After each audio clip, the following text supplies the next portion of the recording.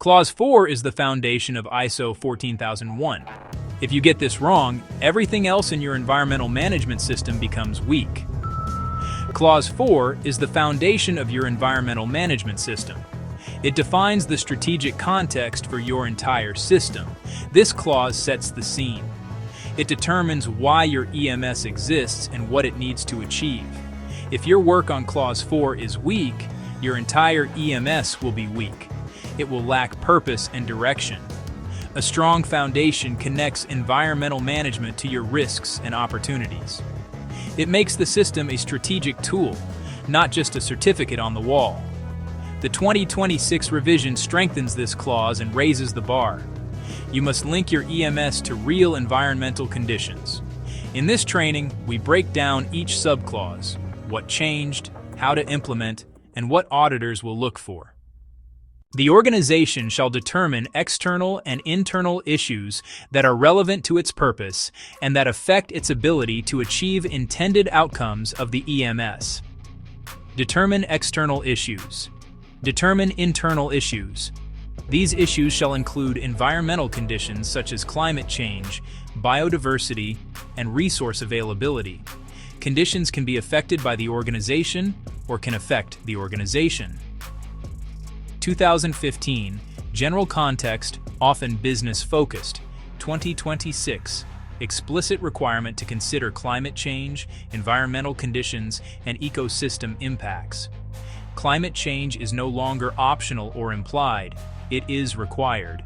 The standard uses shall language and lists climate change, biodiversity and ecosystems, pollution levels, and availability of natural resources.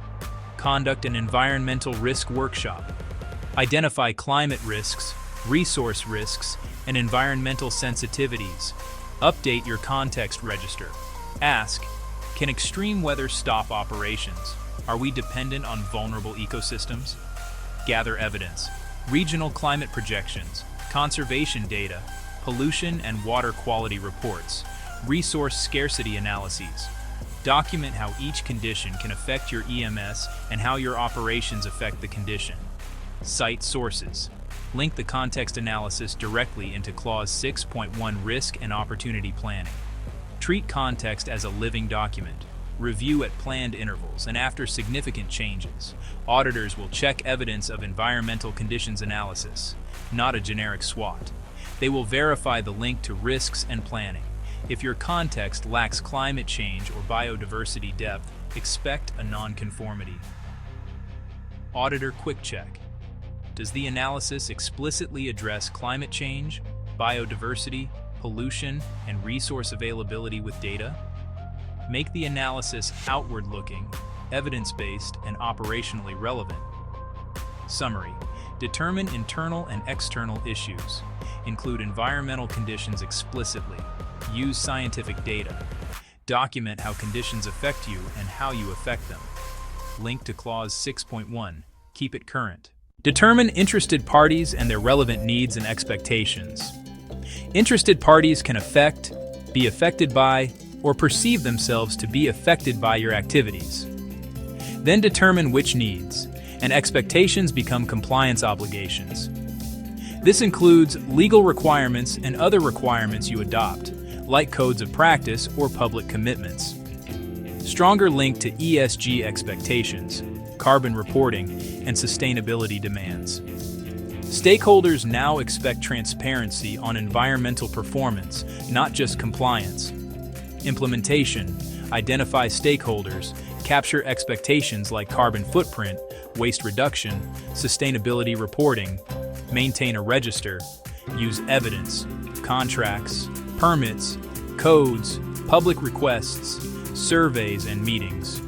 Auditors will check the stakeholder list is realistic and expectations are documented.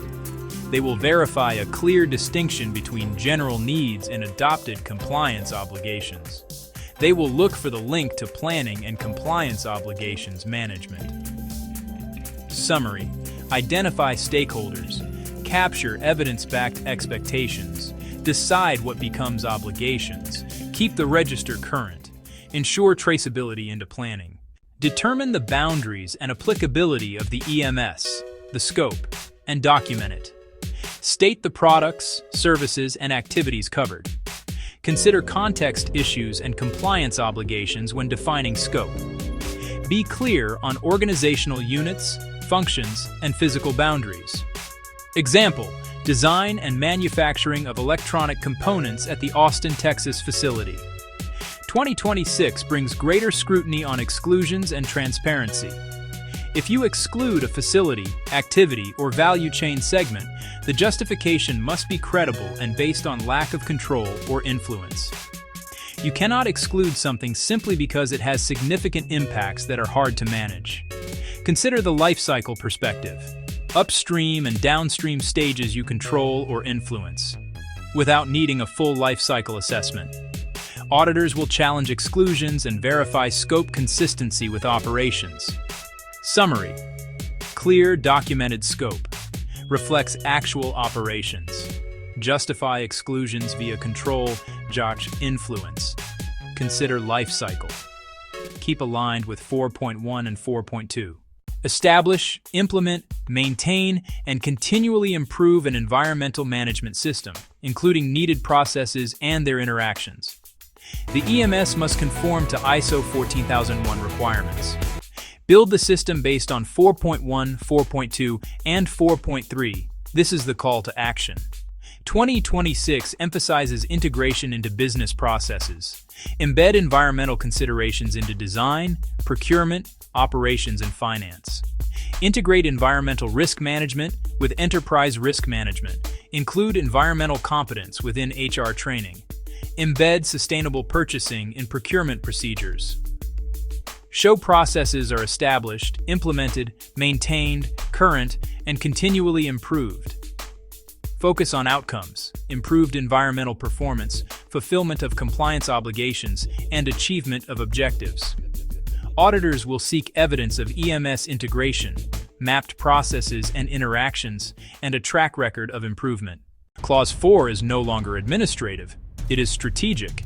Your EMS must reflect real environmental reality, not just internal processes.